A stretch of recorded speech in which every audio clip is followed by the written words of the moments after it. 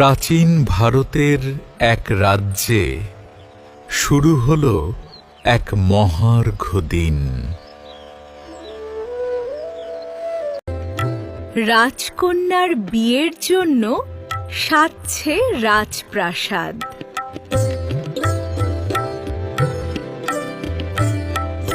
রাজকীয় ভোজের প্রস্তুতি চলছে।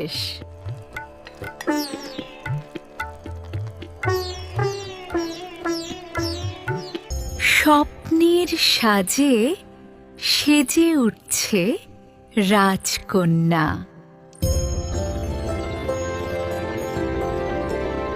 মেহেদির রঙে রাঙা হলো তার হাত,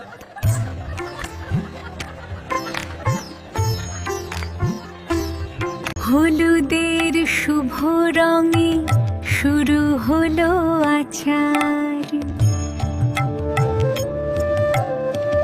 রাজকুমার এলেন তার ভালোবাসাকে নিতে, সম্মানের সাথে বরণ করা হলো রাজকুমারকে।